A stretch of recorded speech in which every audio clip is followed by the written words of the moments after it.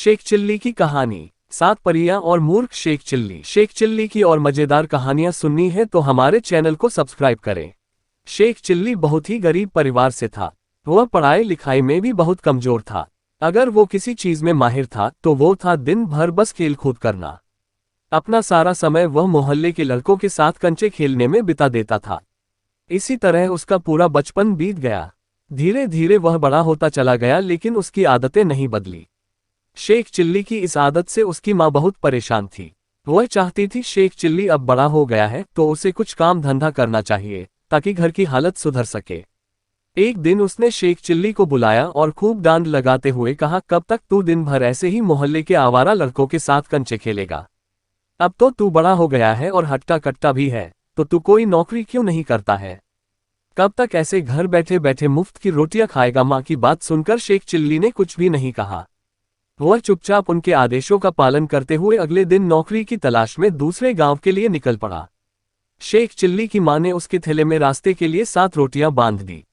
इसके बाद शेख चिल्ली आगे की ओर निकल पड़ा। शेख चिल्ली ने आधा ही रास्ता तय किया था कि उसे भूख लग गई। वह एक कुएं के पास ठहरा और अपने थैले से रोटियां निकालकर खाने के लिए बैठ गया।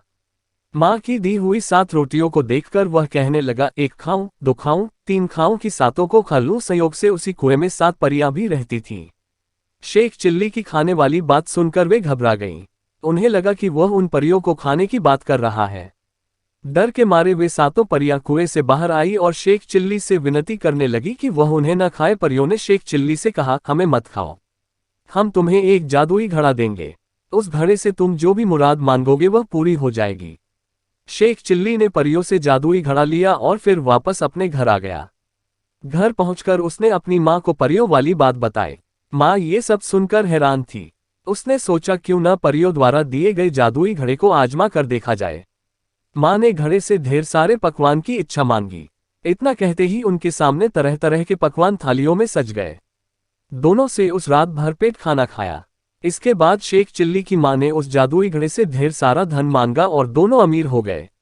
ये सब देखकर शेख चिल्ली की मां बहुत खुश थी, लेकिन उसके मन में डर था कि गांव वाले उसके मूर्ख बेटे से उनके अमीर होने का राज न उगलवा ले। तभी शेख चिल्ली की मां को एक तरकीब सूझी।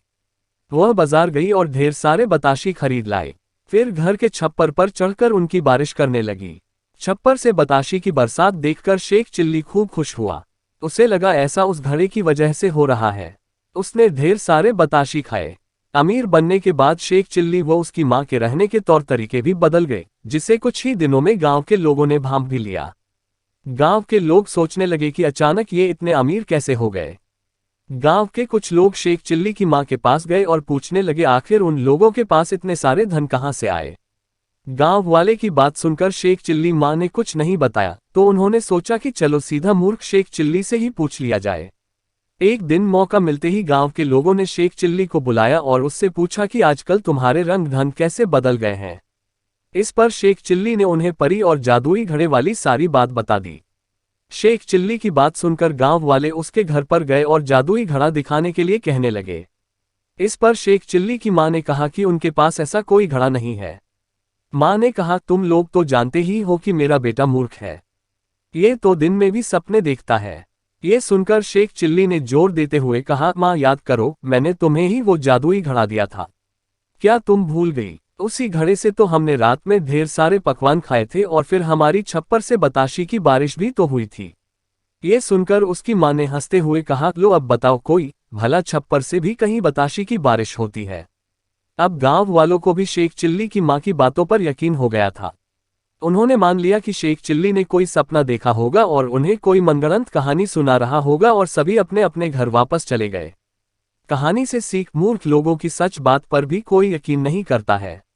इसलिए उम्र व जरूरत के अनुसार खुद की कमियों को दूर करना चाहिए और होशियारी का हुनर सीखना चाहिए।